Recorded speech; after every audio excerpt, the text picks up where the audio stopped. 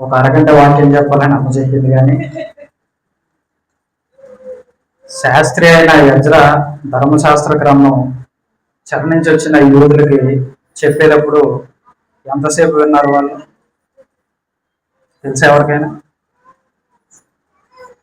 ఇశ్రాయేలీయులు, యూదులు బబులోనియల్ చెరకు వెళ్ళిన తర్వాత ప్రవక్త అయిన యిర్మీయా 70 సంవత్సరాల తర్వాత మీరు మళ్ళీ ఈ వాగ్దాన దేశానికి తిరిగి వస్తారు అన్నప్పుడు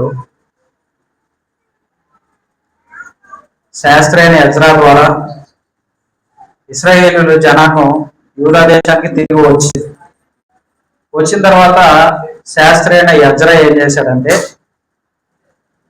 ధర్మశాస్త్ర గ్రంథాన్ని, అంటే పాత నిబంధన గ్రంథాన్ని ఆది కాండం మొదలుపెట్టి యూదులు ఎందుకు చెరకు గురయ్యారు, మళ్ళీ ఇక్కడికి ఎందుకు తిరిగి రావడానికి గల కారణాలు ఏంటి, దేవుడు ఏమై వాగ్దానం చేసి మళ్ళీ ఇక్కడికి తీసుకొచ్చాడు అనేది వాళ్ళు చెప్పడం జరిగింది. ఆది కాండం నుంచి మలాకి దాకా అనుకోండి, ఎంతసేపు చెప్పుకుంటాడు? గ్రంథంలో రాసింది పొద్దున మొదలుకొని మీకు అర్థమయ్యేలా చెప్తున్నాను, మధ్యాహ్నం దాకా నుంచి వర్షం పడుతున్నా ఎంత పడుతున్నా సరే వాళ్ళ పాపాలను ఒప్పుకొని మేము ఏం చేయాలని బాధపడ్డారు. అయితే నాకు చిన్న విషయం నచ్చదు బైబిల్ దగ్గర. కొద్దిసేపే వాక్యం చెప్పాలంటే కొంచెం నాకు ఇబ్బందిగా ఉంటుంది, ఎందుకంటే బయట వాక్యం అక్కడ దొరకట్లేదు. మీరు వెళ్ళండి, చూడండి, యూట్యూబ్లో కావాలంటే చూసుకోండి. వాక్యాన్ని వాక్యంగా చెప్పే వాళ్ళు చాలా తక్కువ. కాబట్టి అరగంట గంట అనేది ఇక్కడ ప్రాముఖ్యం కాదు. ఇప్పుడే ఇక్కడ వాక్యం వినడానికి ఇబ్బంది పడితే మన తర్వాత తొందరగానే ముగిస్తాను, తొందరగానే చెప్తాను, కొంచెం ఓపికతో వినండి. ఎందుకు చెప్తున్నాను మాట అంటే, నేను వచ్చి ఇక్కడ చెప్పేసి వెళ్ళిపోయేంత ఈజీ కాదు ఇది. నేను పొద్దున 9 ఆఫీస్కి వెళ్తాను, ఇంటికి వచ్చేటప్పటికి 9 అవుద్ది. మళ్ళీ ఇంటికి వచ్చిన తర్వాత ఒకవేళ ఏదైనా మెసేజ్ ప్రిపేర్ చేసుకోవాలనుకుంటే ఈ బైబిల్ ఒకటే చదవను నేను. దీనికి సంబంధించిన కామెంటరీస్ ఉంటాయి, వర్షన్స్ ఉంటాయి, ఆ అధ్యాయంలో అది ఏం చెప్తుంది, దాని యొక్క మీనింగ్ ఏంటి, దాని అంటే హీబ్రూ భాషలో దాని యొక్క అర్థం ఏంటి, ఈ మెసేజ్ యొక్క వివరణ ఏంటి అనేది దగ్గర నాకు గంట నుంచి గంటన్నర పైన అవుద్ది. ఒక 4 వచనాల నుంచి 5 వచనాలు చూసుకుని ప్రిపేర్ అవ్వడానికి. ఇదేదో నా గొప్ప కోసం ఏదో డబ్బా కొట్టుకోవాలని చెప్తలేదు, కానీ వాక్యాన్ని శ్రద్ధగా వినాలి. ఎందుకంటే వాక్యం ఇప్పుడు దొరకట్లేదు. కాబట్టి తొందరగానే ముగిస్తాను, ఇబ్బంది పడకండి. ఎవరన్నా ఫీల్ అయి ఉంటే సారీ. పోయిన 2 మెసేజ్లో నేను ఏం చెప్పానంటే పాపం అంటే ఏంటి చెప్పానా? పాపం యొక్క పర్యవసానాలు ఎలా ఉంటాయి చెప్పాను కదా, గుర్తుందా? ఆ తర్వాత మెసేజ్లో ఏం చెప్పానంటే కయీను హేబెలు యొక్క అర్పణ గురించి చెప్పాను. దాని నుంచి ప్రభువైన యేసుక్రీస్తు వారిని మీకు గుర్తు చేసే విధానాన్ని కూడా చెప్పాను. ఇప్పుడు అదే ఆది కాండం 4వ అధ్యాయం తీయండి. ఇప్పుడు నేను చెప్పబోయేది ఏంటంటే ఆది కాండం 4వ అధ్యాయం 8వ వచనం నుంచి 24వ వచనం దాకా 25వ వచనం దాకా చెప్పి వాక్యాన్ని ముగిస్తాను. దీనికంటే ముందు మీకు ఒక చిన్న ఉదాహరణ ఇస్తాను. ఈ ఆదికాండం 4వ అధ్యాయము 8వ వచనం నుంచి 25వ వచనం ఏం చెప్తుందంటే పాపము ఈ ప్రపంచానికి వచ్చినప్పుడు ఎలాంటి ఆవిష్కరణలు చేశారు. న్యూటన్ ఉన్నాడు, చదువుకున్న వాళ్ళకి తెలిసి ఉంటుంది, ఐజాక్ న్యూటన్. ఏం కనిపెట్టాడు న్యూటన్? గురుత్వాకర్షణ శక్తి అంటే ఏంటి, గ్రావిటీ అంటే ఏంటి అనేది కనిపెట్టాడు. దానివల్ల ఇప్పుడు ఉపయోగం ఏంటి? ఆ గురుత్వాకర్షణ శక్తి ద్వారా ఏదైతే ఆ పండు పడిందో అప్పటి నుంచి దానికన్నా ముందు నుంచి పడతానే ఉన్నాయి. ఆయన కనుక్కుంది ఏంటంటే ఇది ఎందుకే కింద పడాలి, ఇది ఎందుకు పైకి వెళ్ళకూడదు, అసలు కింద పడడానికి కారణం ఏంటంటే ఈ భూమికి గురుత్వాకర్షణ శక్తి ఉంది. ఏదైనా వస్తువు ఇలా వదిలేస్తే అది పైకి వెళ్ళదు, కింద పడదు. కారణం ఏంటంటే ఈ భూమి ఆకర్షిస్తుంది ఆ వస్తువుని. దాని ద్వారా ఆపోజిట్ సైన్స్ అంటే రాకెట్ సైన్స్ ఈ ఆకర్షణని ఇంకా ముందుకి పెట్టి, అంటే ఏ ఫోర్స్ తో అయితే మనం ఇంకా పైకి వెళ్ళి రాకెట్లను తయారు చేయగలం. దాని ద్వారా ఇవాళ శాటిలైట్లని అవని, మనకు వాతావరణాలని, మొబైల్ టవర్స్ అని, సిమ్ కార్డులని, ఈ నెట్వర్క్ ఏదైతే ఉందో ఇలా కనిపెట్టడం అనేది జరిగింది. ఏరోప్లేన్ కనిపెట్టింది రైట్ బ్రదర్స్. అంటే దాని పరిమాణాలు తీసుకుని ఇవాళ మనం చూస్తున్న ఈ విమానాలు కానివ్వండి, హెలికాప్టర్లు కానివ్వండి, ఇవన్నీ ఆ సిద్ధాంతం నుంచి తీసుకుని ఇలా చేస్తే ఈ మాత్రం పరిణామంలో ఉంటే, ఈ మాత్రం గురుత్వాకర్షణ శక్తికి విరుద్ధంగా పరిగెళ్తేనే ఈ విమానం అనేది గాలికి భూమికి మధ్యలో ఉండి వెళ్ళేలా ఉంటుంది అని కనుక్కున్నారు. ఈ ఆదికాండం 4వ అధ్యాయం 8వ వచనం నుంచి 5వ వచనం ఏం చెప్తుందంటే, ఈ మానవులు కనిపెట్టింది ప్రతిదీ మనకు ఇప్పుడు అవసరమే. అయితే అదే విధంగా దేవుడు ఏదైతే పాపాన్ని చేయొద్దన్నాడో, మానవుడు ఎప్పుడైతే పాపాన్ని చేయడం మొదలు పెట్టాడో అప్పటి నుంచి ఈ ప్రపంచానికి మానవులైన మనం, మన పితరులు కానివ్వండి, ఏం కనిపెట్టారు అనేది ఈ ఆదికాండం 4వ అధ్యాయము 8 నుంచి 25 వచనాలు చెప్తున్నాయి. కాబట్టి ఇప్పుడు మీకు 8వ వచనం చదివి చూడండి. 8వ వచనం చూడండి. దీనికన్నా ముందు మీకు 4వ అధ్యాయం 1వ వచనం నుంచి 7వ వచనం దాకా పోయిన నా లాస్ట్ మెసేజ్ లో చెప్పాను.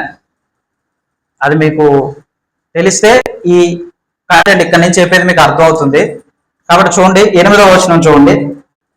కయ్యను తన తమ్ముడైన హేబేలుతో మాట్లాడెను. వారు పొలములో ఉన్నప్పుడు కయ్యను తన తమ్ముడైన హేబేలు మీద పడి అతనిని చంపెను. దేవుడు దీనికంటే ముందు కయ్యనుతో చాలా సార్లు మాట్లాడాడు. ఏమని మాట్లాడాడంటే, కయ్యను నువ్వు సత్క్రియ చేయాలి. సత్క్రియ అంటే మంచి పని. మంచి పని అంటే దానం చేయడమా, ఇతరులకు సాయం చేయడమా,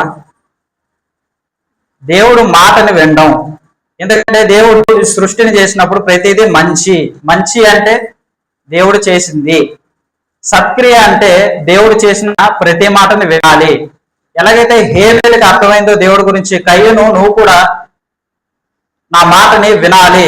ఒకవేళ వినకపోతే ఏమవుతుందంటే, వాకిట పాపం పొంచి ఉండును, నీ ఎడల దానికి వాంఛ కలుగును, నీవు దానిని ఏరు అనెను. నువ్వు ఒకవేళ చెప్పిన మాట కానీ వినకపోతే, ఈ వాకిట అంటే తలుపు బయటే పాపం అనేది ఉంది, దానికి నీ మీద కోరిక కలుగుతుంది, కాబట్టి అది నిన్ను ఏళ్తుంది.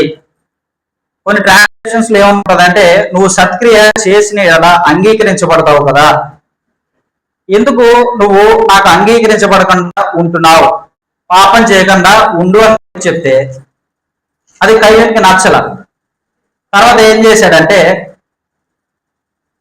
హేబేల్ని తీసుకెళ్ళి ఏం చేశాడంట, తన తమ్ముడైన హేబేల్ మీద పడి అతన్ని చంపెను.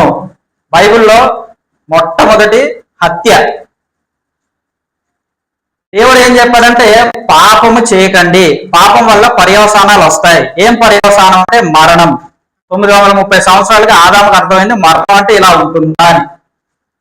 ఇప్పుడు దేవుడు కయ్యంతో ఏమంటున్నాడంటే, సత్క్రియ చేస్తే పాపము నిన్ను ఏలదు. సత్క్రియ చేయకపోతే పాపాన్ని ఏలుతుంది, కాబట్టి నువ్వు దాన్ని ఎదిరించలేవు. ఏంటా పాపం అంటే, ఇక్కడి నుంచి లిస్ట్ అనేది వస్తుంది.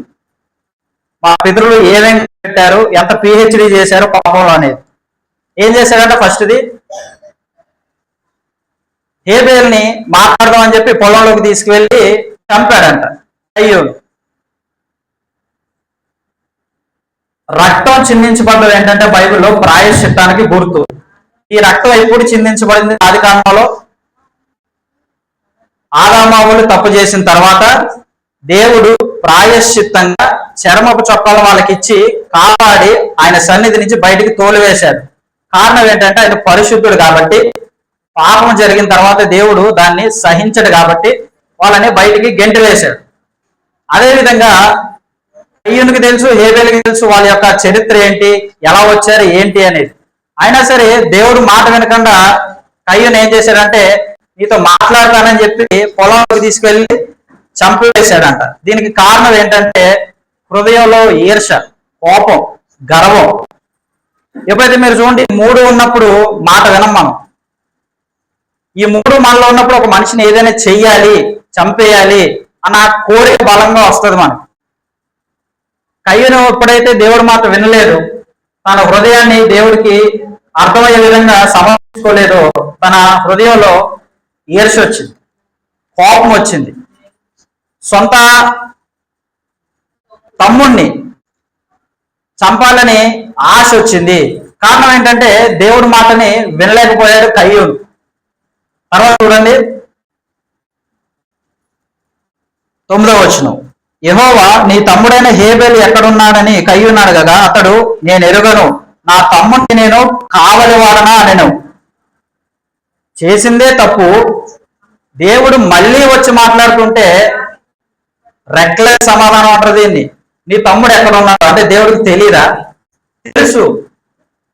దేవుడు పాపాన్ని ఇక్కడ వివరిస్తున్నాడు. పాపం అంటే ఏంటి, దాని పర్యవసానాలు ఏంటి?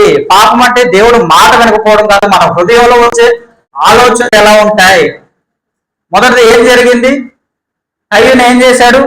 హత్య మొదలు పెట్టాడు. ఈ సృష్టిని చేసిన ఈ ప్రపంచంలో మొదటి హత్య. హత్య తర్వాత ఏం చేశాడంటే తన తప్పును ఒప్పుకోలా.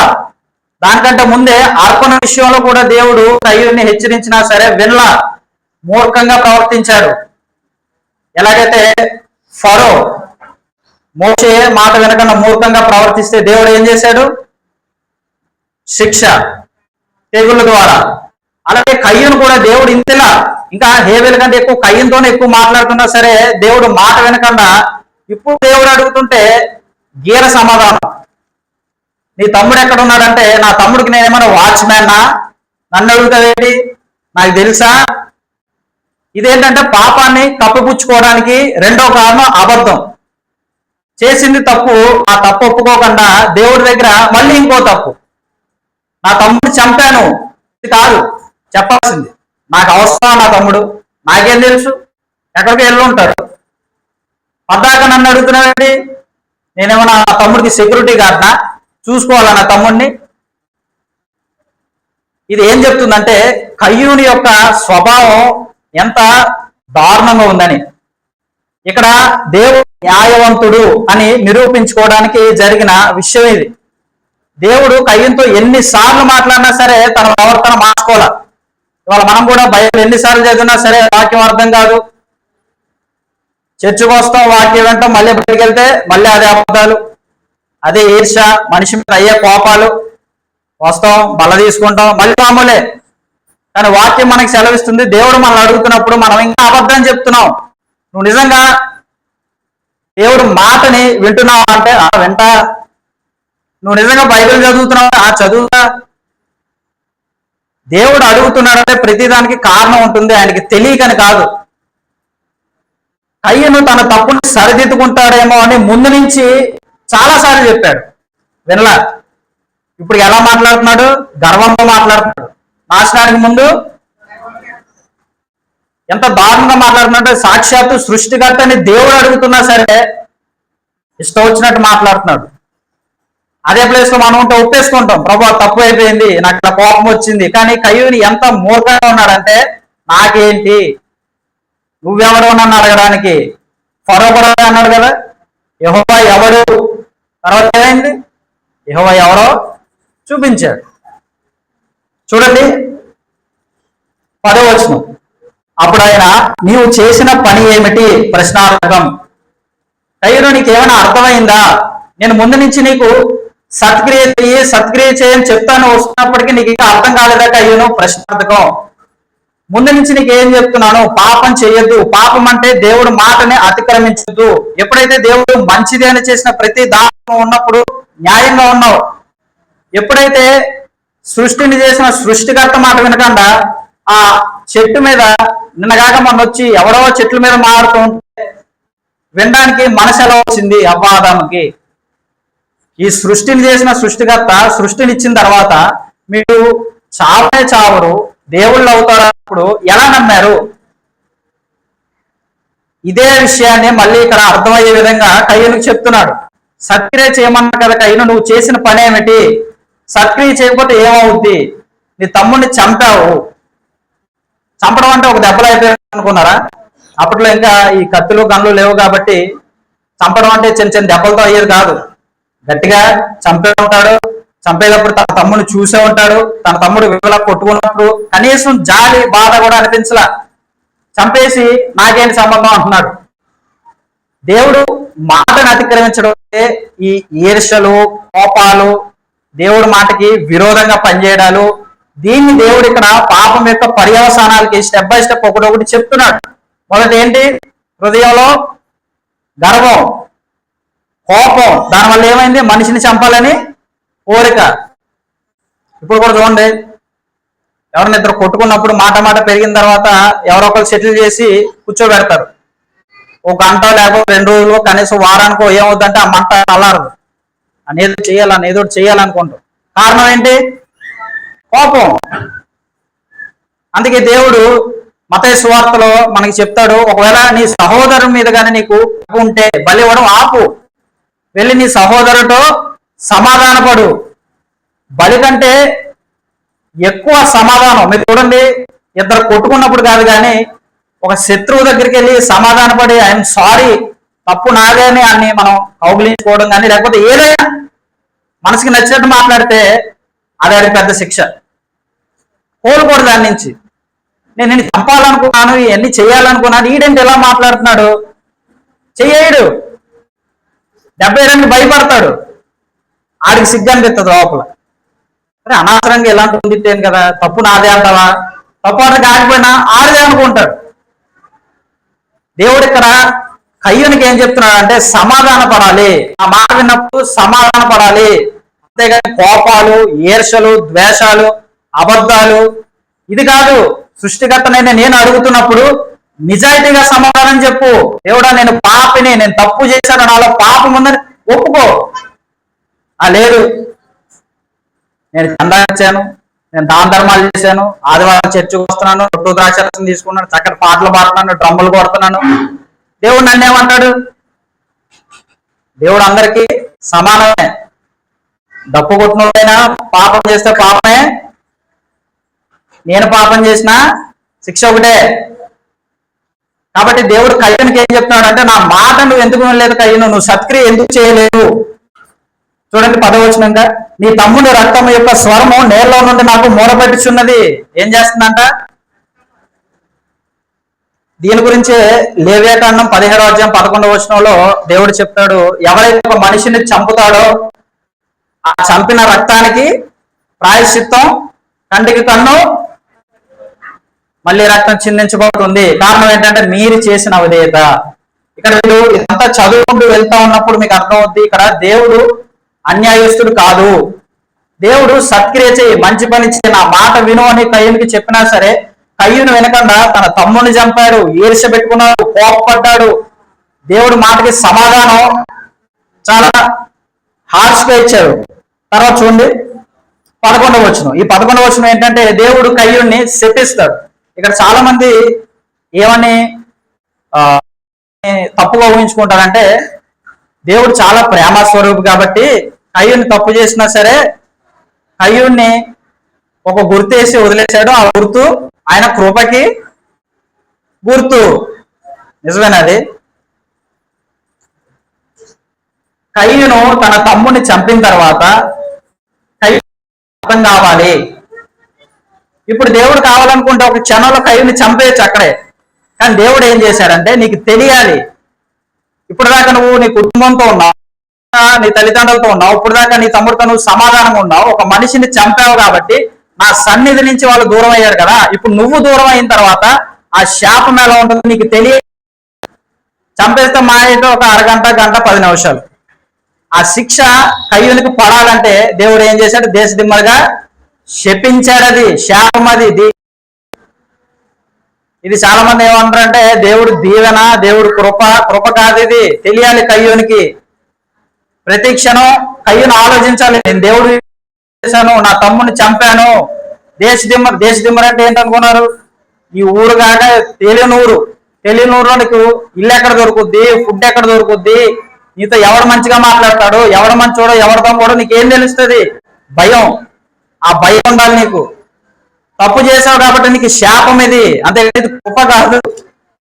దీన్ని కృప అంటారు. కృప కాదు, ఇది దేవుడి శాపం ఇది. ఎందుకంటే ఒకేసారి చంపేస్తే కయ్యూనికి తను చేసిన పాపం విలువ తెలియదు. కాబట్టి ఇప్పుడు కయ్యూను ముందు నుంచి దేవుడు వస్తున్నప్పటికీ వింటలేదు కాబట్టి కయ్యూనుకు ఇప్పుడు తెలియాలి, కయ్యూనుకు ఇప్పుడు శిక్ష పడాలి. ఎలాగైతే ఇశ్రాయేలీలు, యూదులు దేవుడు మాటని, దేవుడు ధర్మశాస్త్రాన్ని వినడం మానేసి వాగ్దాన దేశంలో ఇతర దేవతలను ఆరాధిస్తూ ఆయన ధర్మశాస్త్రాన్ని పక్కకు పెట్టేశారో, దేవుడు అనేకమైన ప్రవక్తల ద్వారా చెప్తా వచ్చాడు. ఆయన తన ప్రవక్తల్ని పంపుతూ తన మాటలు చెప్తూ వచ్చినప్పటికీ యూదులు వినలా. తర్వాత శిక్ష తప్పనిసరి. ఇర్మియా, నువ్వు వాళ్ళ కోసం ప్రార్థన చేయి ఇర్మియా, నేను ఇక వాళ్ళ మొరని వినను, నేను ఇప్పుడు దాకా వాళ్ళకి చెప్తానే వస్తున్నా, నా ప్రవక్తల్ని చంపారు, ఆశీర్వాదం కావాలి, దీవెనలు కావాలన్న ప్రవక్తలనేమో చెరలో ఉంచుకున్నారు, మీరు ఇంకా పాపం నుంచి తిరగకపోతే మీరు కూడా చస్తారు అంటే వీడు నెబుకద్నెజరుకి బానిస అయిపోయాడు. వీడు బబులోనీయుల చేతిలో రైట్ హ్యాండ్ గా అయిపోయి మనకు విరోధంగా ప్రవర్తిస్తున్నారు కాబట్టి చంపేయండి వీళ్ళని యూదులు హింసించారు. దేవుడు మాటని స్వచ్ఛంగా హింసించి దొంగ ప్రవక్తలకి ఆశ్రయం ఇచ్చి వాళ్ళని పెంచి పోషించారు. కాబట్టి దేవుడు ఏం చెప్తాడంటే, నా ధర్మశాస్త్రాన్ని విన్నప్పుడు శిక్ష తప్పనిసరి ఇర్మియా, వదిలే, నువ్వు వాళ్ళ కోసం ప్రార్థన చేసినా సరే నేను వినను. కారణం ఏంటంటే నాకు విరోధంగా పాపం చేశారు కాబట్టి శిక్ష పడాలి. ఆ శిక్ష కూడా దేనికి పడాలి? మళ్ళీ నా వైపు తిరుగుతారు కాబట్టి వాళ్ళకి నేను శిక్ష విధిస్తాను కాబట్టి నువ్వు వాళ్ళని ఇంకా వదిలే అని దేవుడు చెప్పాడు. అయినా సరే ఇప్పుడు దేవుడు కయ్యూన్ని శపించి ఏం చేశాడో చూద్దాం. 11వ వచనం చదవండి. కావున నీ తమ్ముని రక్తమును నీ చేతిలో నుండి పుచ్చుకొనుటకు నోరు తెరిచిన ఈ నేల మీద నుండి ఉండకుండా నీవు శపింపబడిన వాడవు. నీవు నేలను సిద్ధపరిచినప్పుడు తన సారమిక మీద నీకు ఇయ్యదు. నీవు భూమి మీద దిగులు పడుచు దేశ దిమ్మడివై ఉందువు. అందుకు కయ్యూను, నా దోష శిక్ష నేను భరించలేనంత గొప్పది. నేడు ఈ ప్రదేశము నుండి నన్ను వెళ్ళగొట్టితివి, నీ సన్నిధికి రాకుండా వెలువేయబడి తిని అని దిగులు పడుచు భూమి మీద దేశ దింబరిన యుందును. కావున నన్ను కనుగొనవాడెవడో నన్ను చంపునని యెహోవాతో అనెను. ఇక్కడ చిన్న ప్రశ్న. ఇప్పుడు కయ్యూని ఎవరు చంపాలి? ఇక్కడ ఎవరు చంపుతారని భయపడుతున్నాడు? చెప్పాలి. అదే ఆదికాండం 5వ అధ్యాయం 4వ వచనం చివరిలో చూడండి. షేతును కన్న తర్వాత ఆదాము బ్రతికిన దినములు 800 ఏళ్ళు, అతడు కుమారులను కుమార్తెలను కనెను. ఇక్కడ ఆదాముకు పుట్టింది ఇద్దరే కాదు, అనేక మంది కుమారులు కుమార్తెలు పుట్టారు. కయ్యూను కూడా భార్య అక్కడి నుంచే వచ్చింది. ఇక్కడ కయ్యూను ఎవరికి భయపడుతున్నారంటే, ఇప్పుడు నేను హేబెల్ని చంపేశాను కదా, మా తమ్ముడు ఏదని అడిగినప్పుడు మీ తమ్ముడు కయ్యూను చేతుల్లో చంపబడ్డారంటే మరి వీళ్ళు నన్ను చంపడానికి వస్తారు కాబట్టి ఇప్పుడు నాకు భయం మొదలైంది. మరి నన్ను కనుగొన్న నా అన్నదమ్ములు కానీ అక్క చెల్లెలు కానివ్వండి నన్ను ఏమైనా చంపుతారేమో ప్రభువా, ఎలాగా అని ఇక్కడ ఈ లేఖన భాగం మనకు చెప్తుంది. ఇక్కడ కయ్యూన్ని హేబెల్ని హైలైట్ చేయడమే, అంటే వీళ్ళిద్దరి గురించి చెప్పడమే. ఎందుకంటే పాపం ఎలా మొదలైంది, పాపం ఈ భూమిలోనికి ఎలా తీసుకువచ్చారు, దేవుడు పాపము చేయొద్దన్న మాటని వివరించుకుంటూ ఆ పాపం యొక్క పర్యవసానాలు ఏంటి, ఏమేమి కనిపెట్టారని చెప్పడానికి కయ్యూన్ని హేబెల్ని ఇక్కడ దేవుడు చూపిస్తున్నాడు. కాబట్టి ఆదాము కుమారులు కుమార్తెలు మనకి అనవసరం. కారణం ఏంటంటే ఇక్కడ పనిని దేవుడు చూపిస్తున్నాడు. కాబట్టి నా తమ్ముళ్ళు కానీ నా అన్నలు కానీ నన్ను ఎవరైనా చూసి కనుకొని చంపేసేటప్పుడు నా పరిస్థితి ఏంటి? మరి హేబెల్ని చంపినప్పుడు అర్థం కాలేదా? తన ప్రాణం మీదకి వచ్చినప్పుడు తనకు అర్థమైంది ప్రాణం విలువ ఏంటనేది. అందుకు దేవుడు ఏమన్నాడంటే, నువ్వు అప్పుడే చావు, నీకు నేను శాపం పెడతాను, దేశ దిమ్మరం అవుతావు, నువ్వు పండించిన నేల నీకు సారం ఇవ్వదు. ఎలాగైతే ఆదాము అవ్వల్ని దేవుడు శిక్షించి ఇంకా సారం ఇవ్వదన్నాడో ఇది ఇంకా దారుణం. నువ్వు పండిస్తావు, నువ్వు కష్టపడతావు, కానీ దానికి ఫలితం రాదు. పంట వేస్తావు, ఫలం వచ్చింది అనుకోండి, తేజుతా ఫలం కుళ్ళిపోద్ది, మళ్ళీ ఇంకో చోటు మళ్ళీ అక్కడ వేస్తావు, మళ్ళీ అది కుళ్ళిపోద్ది. కారణం ఏంటంటే నేను పాపం చేశానని ప్రతి క్షణాన్ని గుర్తుకు రావాలి. ఇది శాపం. అదే చంపేస్తే ఓ దెబ్బలు అయిపోయి నువ్వు దేశదిమ్మరం అవ్వాలి, నీకు ఆహారం దొరకకూడదు, శపితమైన జీవితంలో నువ్వు ఉండాలి. కారణం ఏంటంటే నా మాట నీకు వస్తున్నా సరే నువ్వు వింటలా. ఆదామావలికి చెప్పిన మాటలు కానీ ఇప్పుడు దాకా నీకు చెప్తానే వస్తున్నా, అయినా నువ్వు వింటలేదు కాబట్టి శిక్ష నీకు పడాల్సిందే. ఇవాళ మనం కూడా దేవుడు వాక్యం వింటున్నాం అనే పేరుకే వింటున్నాం, దాన్ని అనుసరిస్తామో లేదో కూడా మనకు తెలియదు. నిజంగా గుండెల మీద చేసుకుంటే ఈ లక్షణాల్లో దీనికన్నా డబ్బులు మనలో ఉంటాయి, నాతో సహా. మరి ఇలాంటి పరిశుద్ధమైన దేవుడు మనం సేవించినప్పుడు ఆయన ఆజ్ఞలు ప్రతిరోజు మనం ఏదో విధంగా మేరుతానే ఉన్నాం. అయినా సరే ఆయన మనం కాపాడుతున్నారంటే అది ఆయన కృప. దేవుడు మాటకి మనం ఎన్ని విధాలుగా విరోధంగా పనులు చేస్తున్నప్పటికీ దేవుడు ఇంకా మనల్ని ఈ క్షణం దాకా ఉంచాడంటే అది ఆయన కృప. దీన్ని అర్థం చేసుకోవాలి. మనం ఎలాగైతే అర్థం చేసుకోలేకపోయాడో మనం అర్థం చేసుకోవాలి. దేవుడు మాట అంటే ఏదో చిన్న విషయం కాదు, దేవుడు మాట అంటే ఏదో చెప్పేళ్ళండం కాదు. ఆయన శపిస్తే దారుణంగా ఉంటుంది. కొంతమంది ఏమంటారంటే నాకు క్రైస్తవంలోకి వచ్చిన తర్వాత కష్టాలు ఎక్కువైపోయినాయండి, అదండి ఇదండి వదిలేసి వెళ్ళిపోతానండి. అంటే వెళ్ళిపో, బైబిల్ చెప్పిందా? యేసుప్రభుని నమ్ముకుంటే కష్టాలు పోతాయని బైబిల్ చెప్పిందా? యేసుప్రభుని నమ్ముకుంటే పిల్లలు పుట్టేస్తారని బైబిల్ చెప్పిందా? మనం నమ్ముకుంది మన పాపాల కోసం, మన ప్రవర్తన. నేను నీతిమంతుని కాదు. బైబిల్ చదువుతున్నప్పుడు మనకి ఏమవుతుందంటే నేను సేవించే దేవుడు ఇలాంటి దేవుడు అయితే నా ప్రవర్తన ఇంకెంత పరిశుద్ధంగా ఉండాలి అని ఆలోచన రావాలి. అలాంటి దేవుడు బయట చాలా మంది ఉన్నారు, మనం ఏం చేసినా ఓకే అనడానికి. కానీ ఈ దేవుడు లేవేకాండంలో ఏం చెప్పాడంటే నేను పరిశుద్ధుని కనుక మీరును పరిశుద్ధులై ఉండాలి. అంటే కష్టమైన పనా, సులభమైన పనే కదా దేవుడు చెప్పేది. నా వల్ల కాదు అని ఇక్కడ దేవుడు చెప్పలా. నేనే పరిశుద్ధుని కాబట్టి నన్ను సేవించనలా, నేను పరిశుద్ధుని కాబట్టి మీరు కూడా పరిశుద్ధులై ఉండాలి. అర్థమవుతుందా? మనం చేయగలం. కారణం ఏంటంటే ఇప్పుడు దేవుడు ఏదైతే చెప్పాడో నువ్వు సత్క్రియ చెయ్యని ఎడల పాపం ఉండేది ఏళ్తుంది. దేవుడు మాట విన్నప్పుడు పాపానికి మనం దూరంగా వెళ్ళాలని ఆలోచన వస్తుంది. ఆ పరిశుద్ధాత్మ దేవుడు మనల్ని పాపం నుంచి దూరంగా నడిపిస్తాడు. అంతేగాని పాపం చేసేయడం, చర్చకు వచ్చేయడం, బైబిల్ చదవడం ఇలా చేస్తే దేవుడిని అంగీకరించడు. అలా చేస్తే నేను శాపానికి వదిలేస్తాడు. శాపం జబ్బులుగా టైం పెట్టడు, వదిలేస్తాడంతే. తిరుగు నీకు నచ్చినట్టు చేయి, నీకు నచ్చిన పనులు. ఎలాగైతే దేవుడు సౌలును వదిలేసింది, సౌలు బతుకు దేవుడు మాట్లాడకపోయేసరికి కర్ణపిశాచ దగ్గరికి వెళ్ళి అడుక్కున్నాడు, కనీసం నువ్వైనా నాకు జాప్యం చెప్పు. సైన్యములకు అధిపతి మాట్లాడడం మానేశాడు. ఒక పక్క యుద్ధం జరుగుతుంది, నా రాజ్యం అంతా కూలిపోయే పరిస్థితిలో ఉంది.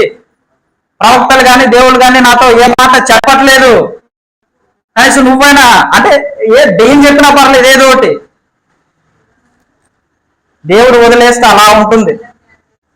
పైకి ఎలా చెప్తున్నాడని మాటలో చెప్పలేని వర్ణనది. కాబట్టి దేవుడు ఏం చేశాడు? కయ్యూని చెప్పించాడు.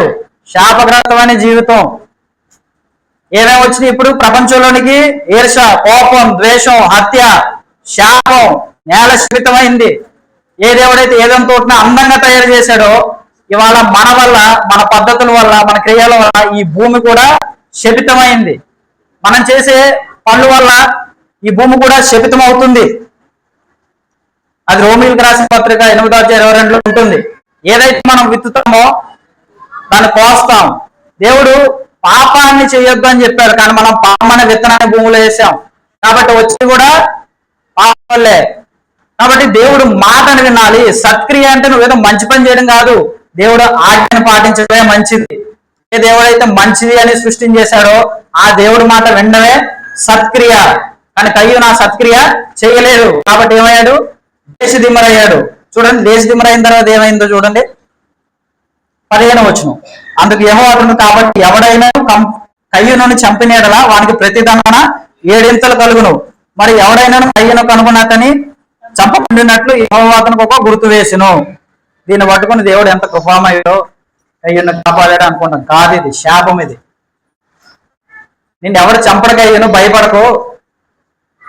నీలో ఒక డిప్రెషన్లోకి వెళ్తావు, భయపడతావు, పడుకుంటే నిద్ర రాదు, ఒక రకమైన ఒక మెంటల్ స్ట్రెస్ లోకి వెళ్ళిపోతావు. కారణం ఏంటంటే నీకు తెలియాలి, నా నుంచి దూరం అయ్యావు కదా, నా మాట వినలేదు కదా, నీ తమ్ముని చంపినప్పుడు కూడా నీకు కనీసం మనసు మారలేదు కదా, నేను మాట్లాడినప్పటికి కూడా నేను పాపం చేసి ఒప్పుకోలేదు కదా, ఇప్పుడు అర్థం అవుతుంది నీకు, నేను వదిలేస్తే ఎలా ఉంటుందో. చూడండి 16వ వచనం ఏంటంటే, కయ్యూను దేవుడి సన్నిధి నుంచి ఎప్పుడైతే వచ్చేస్తాడో, దేవుడి సన్నిధి అంటే ఆయన కృప నుంచి ఎప్పుడైతే వచ్చేస్తాడో, తన ఒక రాజ్యాన్ని తయారు చేసుకుంటాడు. ఏంటి ఆ రాజ్యం అనేది చూసుకుందాం. చూడండి 16వ వచనం. అప్పుడు కయ్యూను యెహోవా సన్నిధి నుండి బయలుదేరి వెళ్ళి ఏదైనా తూర్పు దిక్కున నోదు దేశంలో కాపురం ఉండను. కయ్యూను తన భార్య కూడినప్పుడు ఆమె గర్భవతి హనోకును కనెను. అప్పుడు అతడు ఒక ఊరు కట్టించి ఆ ఊరికి తన కుమారుని పేరుని బట్టి హనోకు అని పేరు పెట్టెను. హనోకు ఇరాదు పుట్టిన, ఇరాదుకు మహలయేలు కనెను. మహలయేలు మతుషేలును కనెను. మతుషేలు లెమేకును కనెను. ఈ వంశావళి ఏం చెప్తుందంటే, దేవుడు ఎప్పుడైతే కయ్యూన్ని తన సన్నిధి నుంచి గెంటి వేశాడో, ఇక్కడ పుట్టే ప్రతి వంశంలో వాళ్ళంతా శపితమైన వాళ్ళు, శాపానికి గురైన వాళ్ళు, పాపానికి గురైన వాళ్ళు. ఇప్పుడు కయ్యూను పోలికలు వీళ్ళకి కూడా వస్తాయి. ఇప్పుడు కయ్యూను ఇంతమందిని కన్నాడు కాబట్టి కయ్యూను కూడా పోలికలు వస్తాయి. కయ్యూను కట్టిన దేశంలో దేవుడు ఉన్నాడా? దేవుడు లేడు. ఎందుకంటే దేవుడి సన్నిధి నుంచి కయ్యూను వెళ్ళిపోయాడు. ఇప్పుడు దేవుడి సన్నిధి లేకపోతే, దేవుని యొక్క మాట గనక మనిషికి లేకపోతే, తన బ్రతుకుతున్న జీవితంలో కానీ తను ఉంటున్న సమాజంలో కానీ ఏం జరుగుతుందో చూద్దాం. 19వ వచనం చూడండి. లెమెకు 2 స్త్రీలను పెళ్లి చేసుకొనెను. ఏంటంట? ఏదైనా తోటలో దేవుడు ఆదాము హవ్వకి ఇచ్చిన జంట ఒకటి. ఇక్కడ లెమెకు అంటే కయ్యూను సంతతి మనవడు లెమెకు ఏం చేశాడంట? 2 పెళ్లిళ్ళు చేసుకున్నాడంట. Double bonanza. దేవుడు ఇచ్చిన ఆజ్ఞ ఒక ఆడ ఒక మగ. ఇక్కడ లెమెకు ఏం చేశాడంటే 2 పెళ్లిని చేసుకున్నాడంట. ఆ పేర్లు కూడా చూడండి. ఒక దాని పేరు ఆదా, రెండో దాని పేరు సిల్లా. ఆదా అంటే చీకటి, సిల్లా అంటే సుఖం. 2 పెళ్లిళ్ళు ఎందుకు అంటే చీకటి సుఖం కోసం మొదలైందనమాట. ఇప్పుడు ఇక్కడ దేవుడు మాటను పక్కన పెట్టేసి దేవుడు ఆజ్ఞను వినకుండా ఉండవద్దంటే పాపం. ఆ పాపం ఏంటి? ఈర్ష, కోపం, నరహత్య, దేవుడి మాటకి అవిధేయత లేకపోవడం, దేశదిమ్మరవడం, శక్తం. తర్వాత 2 పెళ్లిళ్ళు. చూడండి సమాజంలో ఈ మధ్య వస్తున్నాయి 2 పెళ్లిళ్ళ న్యూస్లు. భర్త అడ్డున్నాడని వేసేసింది, చంపేసింది. కోసం మీరు ఎప్పుడైనా గమనించండి, ఈ 2 పెళ్లిళ్ళు కానీ లేకపోతే ఇలా ఏదైనా ఇవి ఉన్నప్పుడు స్టార్టింగ్ లో స్టోరీ బాగానే ఉంటది, టైటిల్ పడినప్పుడు బాగానే ఉంటది, ఇంటర్వెల్ తెలుస్తుంది. ఇంకా క్లైమాక్స్కి వచ్చేటప్పటికి ముగ్గురులో ఎవరో ఒకరే ఉంటారు, ముగ్గురు ఉండరు. కారణం ఏంటంటే దేవుడు పెట్టిన నియమాన్ని మనం ఉల్లంఘిస్తున్నాం. ఇవాళ బయట సమాజంలో ఇదే జరుగుతుంది. అంగీకరిస్తుంది. 2 పెళ్లిళ్ళు చేసుకోవచ్చు, ఇష్టం లేకపోతే వదిలేయచ్చు. ఇదే దేవుడు ఇచ్చిన ధర్మశాస్త్రం మనకి. దేవుడు ఆదామును అవ్వను చేసినప్పుడు ఆదాము ఆనందపడ్డాడు. నా ఎముకలలో ఒక ఎముక, నా మాంసంలో ఒక మాంసమా. కానీ కయ్యూను ఏం చేశాడు? ఓ ఆదాము సిల్లా, చీకటి సుఖాల కోసం పెళ్లి చేసుకున్న నా పిల్లలారా రెండోసారి నా దగ్గరికి. అంటే దేవుడు మాటని వినకపోతే ఏమవుతుంది? దేశం పాడవుతుంది, మనుషులు పాడవుతారు. ఆజ్ఞ ఉండడం మంచిది. ఆజ్ఞ ఏం చేస్తుంది? మనిషిని కట్టడి చేస్తుంది. కానీ కయ్యూను ఎప్పుడైతే దేవుడు ఆజ్ఞని మీరాడో ఎలాంటి ప్రపంచాన్ని తయారు చేశాడు. ఓ దేశాన్ని కట్టాడు, దేశానికి కొడుకు పేరు పెట్టారు, కొడుకులు పుడతానే ఉన్నారు. ఈ మునిమానవుడు ఏం చేశాడంటే తాత పేరు నిలబెట్టడానికి 2 పెళ్లిళ్ళు చేసుకున్నాడు. దేనికంటే చీకటి సుఖాల కోసం. చూడండి 20వ వచనం. అతను పశువులు గల వాడే గుడారాల్లో నివసించే వారికి మూల పురుషుడు. అతని సహోదరుని పేరు యుబాలు. ఇతడు సితారాను సానికను వాడుక చేయవారందరికీ మూల పురుషుడు. మరియు శిల తుబల్కయూను కనెను. తుబల్కయూను అనే పేరుకి అర్థం ఏంటి? కయ్యూను చేసే పని సులభతరం వాడు. కయ్యూను, తుబల్కయూను. ఏం చేశాడు? అన్నయ్యనే పెద్ద రాయించుకుని ఓ దెబ్బలో కొట్టారు. కానీ తుబల్కయూను ఏం చేశాడు? చూడండి, అతడు 14 గల రాగముట్లన్నిటినీ ఇనుప పనిముట్లన్నిటిని చేయువాడు. ఏం చేశాడంట? మెటల్స్, కత్తిని, కటారుల్ని, ఇలా అన్ని గొడ్డల్ని తయారు చేశాడంట. ఇప్పుడు చెప్పండి, పాపం ఎంత తేలికైపోయింది. ఇప్పుడు మనిషి మీద కోపం ఉంటే రాయి అవసరం, కత్తి తీసుకుని ఒకేదంట అయిందా? కయ్యం చేసే పనిని తేలిక చేశాడు తుబల్ కయ్యను. కయ్యను హేబేల్ని రాయి తీసుకుని దబా దబా ఏదో ప్రయత్నించాడు గంటలు. కానీ తుబల్ కయ్యను ఏం చేశాడు? 10 నిమిషాలు కత్తి తీసుకుని చంపేయచ్చు. రాగి పనిముట్లని తయారు చేశాడు. తర్వాత చూడండి, ఇనుప పనిముట్లని చేయవాడు తుబల్ కయ్యను. 23వ వచనం చూడండి. లెమెకు తన భార్యలతో, ఓ ఆదా, ఓ సిల్లా, నా పలుకు వినుడి. లెమెకు భార్యలారా, నా మాట ఆలకించుడి. నన్ను గాయపరిచినందుకే ఒక మనిషిని చంపితిని. ఏదేం తోటలో ఎలాగైతే కయ్యూను హేబేల్ని చంపాడో, చంపిన తర్వాత ఏం చెప్తున్నాడంట? తన భార్యని పిలిచి, ఇది అంటే స్కాలర్స్ కానీ చరిత్రకారులు ఏం చెప్తున్నారంటే, ఇది లెమెకు పాట పాడాడంట ఇక్కడ. ఓ ఆదా, ఓ సిల్లా, ఇలా రండి, నేను ఒక మనిషిని చంపాను, వాడి స్టోరీ ఉంది, కానీ నేను ఎంత అనకరించాను, నేను నన్ను చిన్న దెబ్బ కొట్టినందుకు నేను అన్ని చంపేసాను. కాబట్టి వినండి, ఈ దేశంలో నేనే మగాన్ని, ఈ దేశంలో నేనే బాగా వాడిని. ఎందుకు చంపాను? వినండి, నా మాట వినండి, ప్రతి సమాజం అంతా వినండి అని. ఏ దేవుడైతే నరహత్య చేయొద్దని చెప్పాడో, నరుని స్వరూపమందు దేవుడు చేశాడు కాబట్టి ఆ స్వరూపాన్ని మనం బాధ పెట్టకూడదు. కానీ ఇక్కడ బాధ పెట్టాడు. చూడండి తర్వాత ఇంకా అద్భుతంగా చెప్తాడు. 24, నన్ను దెబ్బ కొట్టినందుకే ఒక పడుచువాన్ని చంపితిని. 7 ప్రతిదండన కయ్యూను కోసం వచ్చిన ఎడల లెమెకు కోసం 70 ఏళ్ళు వచ్చును. అంటే అప్పుడెప్పుడో మా తాత ఒకరిని చంపిన తర్వాత దేవుడు అంట ఒక శాపం ఇచ్చి, మా తాతని చంపితే ఆడికి 7 శిక్ష వస్తుంది అని చెప్పాడంట. అయితే ఇప్పుడు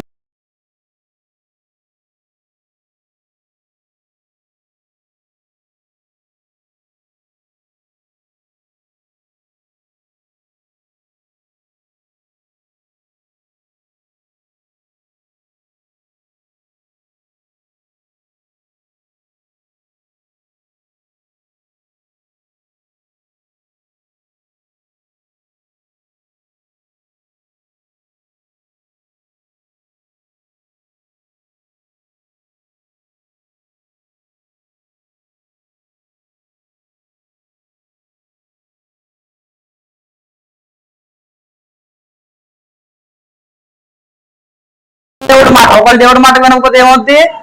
ఈర్ష, కోపం, ద్వేషం, పగ. చెప్పాలి, నేల శపితం అవుద్ది, శపించబడతాం, మనుషుల్ని చంపుతాం, ఆజ్ఞ ఉండదు, ఇష్టానుసారంగా బ్రతుకుతాం. ఇది దేవుడు చెప్పాడు. పాపం అంటే ఏంటంటే ఇప్పుడు చెప్పేవన్నీ అన్నాడు. వాళ్ళకి అర్థం కాల.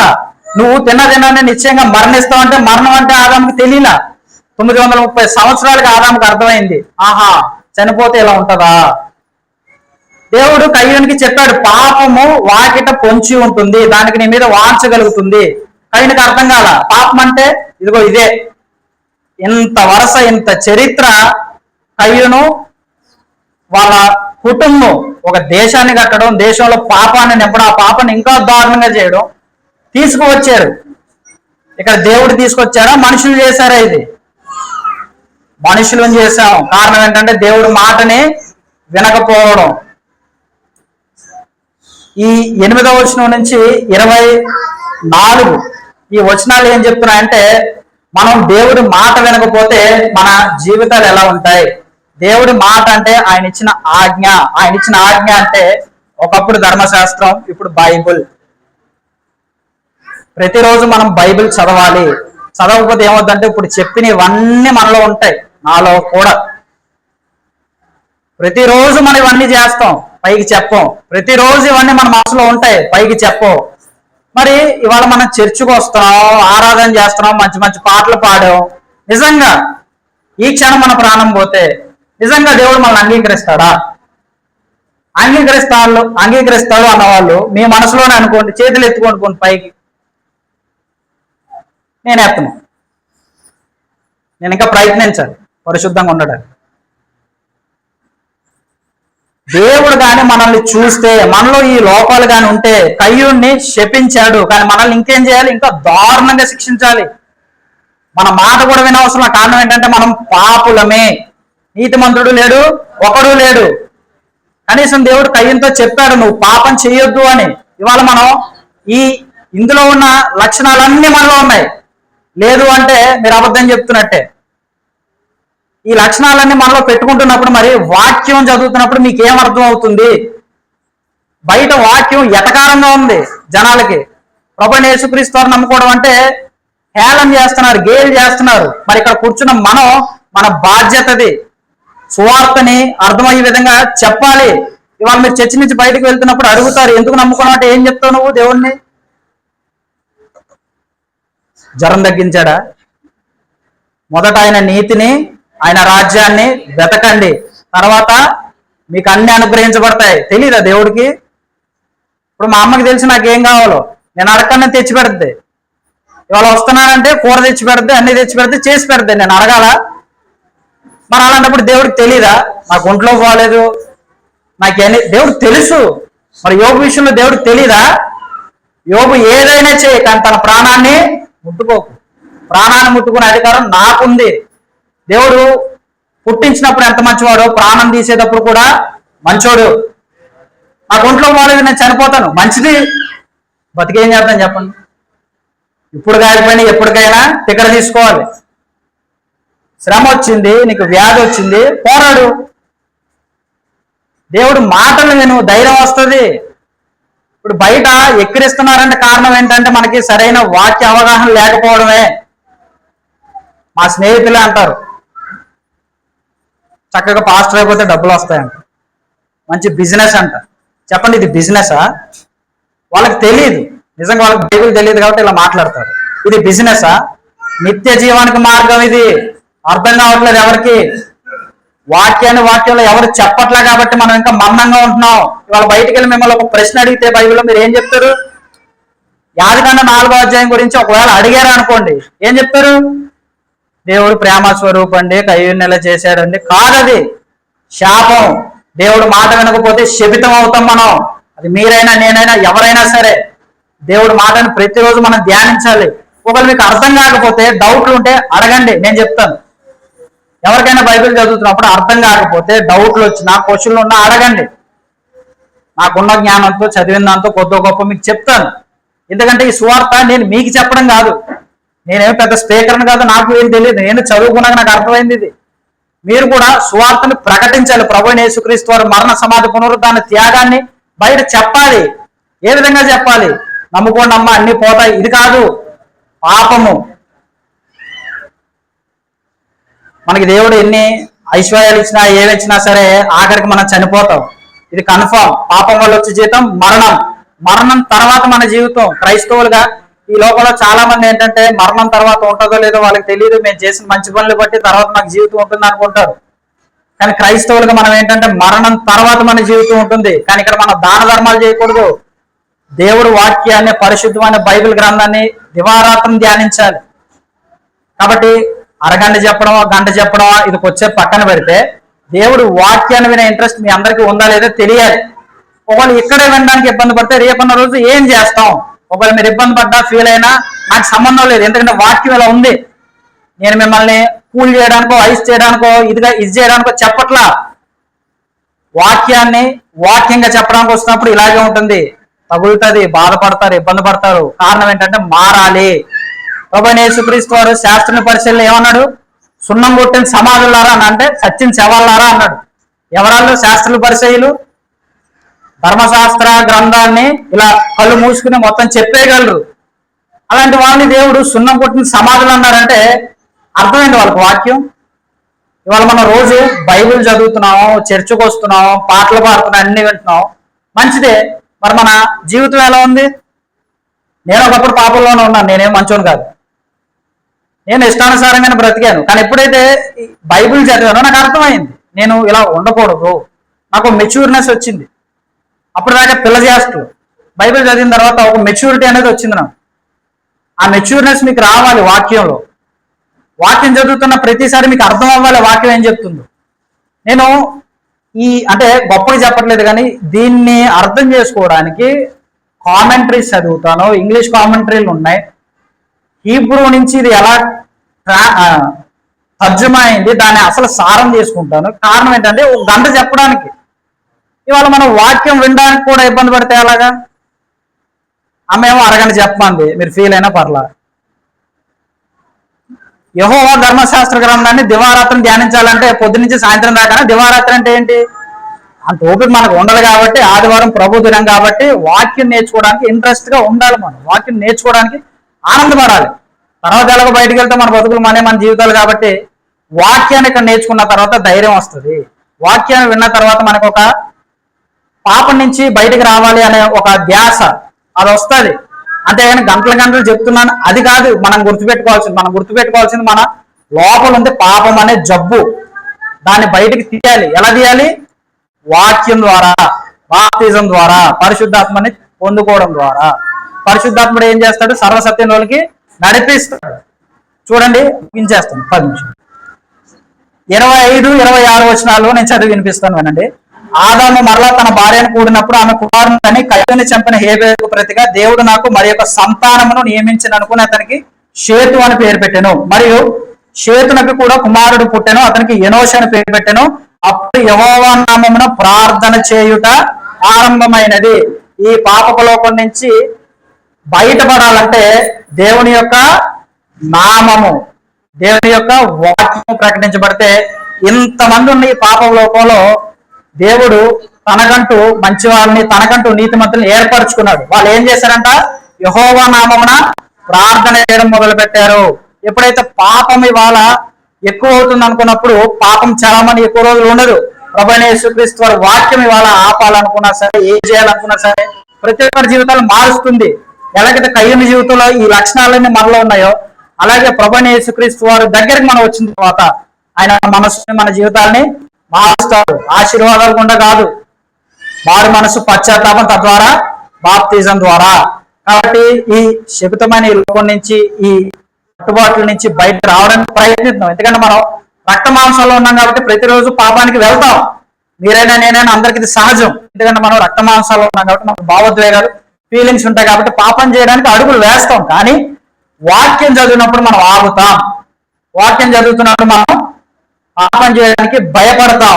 అదే పరిశుద్ధాత్ముడి నడిపింపు. కాబట్టి ఈ 4వ అధ్యాయం ఏం చెప్తుందంటే, ఈ పాపం ప్రపంచానికి పరిచయం చేసిన ఆవిష్కారం. ఎలాగైతే న్యూటన్ గ్రావిటీని కనుక్కున్నాడో, ఎలాగైతే విమానాన్ని కనుక్కుని ఒక మంచి పనికి వాళ్ళు వాడుతున్నారు, కానీ ఇవాళ మనం పాపం నుంచి ఏం కనిపెట్టామంటే ఈర్ష, ద్వేషం, అసూయ, కోపం, వ్యభిచారం, దేవుడికి అవిధేయత, ఆయన మాట వినకపోవడం, ఇవన్నీ మనం కనుక్కున్నాం. కానీ ఏదైనా తప్పు చేసేటప్పుడు మనం దేవుడిని తప్పుగా చూస్తాం. కారణం ఏంటంటే మనలో ఉన్న పాపాలు మనం గుర్తించం, మన తప్పులు గుర్తించం. కానీ దేవుడు అన్యాయస్తుడు, దేవుడు అన్యాయవంతుడు అంటాం. కాదు, ఈ వచనాలు ఏం చెప్తున్నా అంటే దేవుడు న్యాయవంతుడు. ఆయన ఆజ్ఞ ఇచ్చినప్పుడు ఎంత న్యాయంగా ఉంటాడో, శిక్ష వేసేటప్పుడు కూడా అంతే న్యాయంగా ఉంటాడు. కాబట్టి ఇవాళైనా ప్రభువా నేను పాపిని, నన్ను క్షమించు, ఇప్పటిదాకా నీకు విధంగా పాపాలు చేస్తూ వస్తున్నాను కాబట్టి నాకు సహాయం చేయి. ఎందుకంటే నేను రక్త మాంసంలో ఉన్నాను కాబట్టి పాపం చేయడానికి అడుగులు వేస్తాను. కాబట్టి సహాయం చేయి ప్రభువా, నా పాపాలను క్షమించు. అదే కయ్యూని స్థానంలో మనం ఇప్పటికీ ఉంటే మనం ఏ మాత్రం అర్హత ఉండకపోతుంది. కాబట్టి ప్రభువైన యేసుక్రీస్తు ద్వారా, ఆయన శిలువ ద్వారా, ఆయన మరణం ద్వారా మనకి తండ్రికి సమాధానకరంగా, ఎలాగైతే దేవుడు బలిని వదిలి సమాధానపడున్నాడో, అలాగే ప్రభువైన యేసుక్రీస్తు ఇవాళ మనకి తండ్రికి మధ్య సమాధానకర్తగా, మధ్యవర్తిగా మన పాపాలను క్షమించడానికి ఆయన సిద్ధంగా ఉన్నాడు. కాబట్టి ఇవాళ పాపం నుంచి మనం బయటకు రావడానికి ప్రయత్నిద్దాం. ప్రభువైన యేసుక్రీస్తు సువార్తను అంగీకరిద్దాం.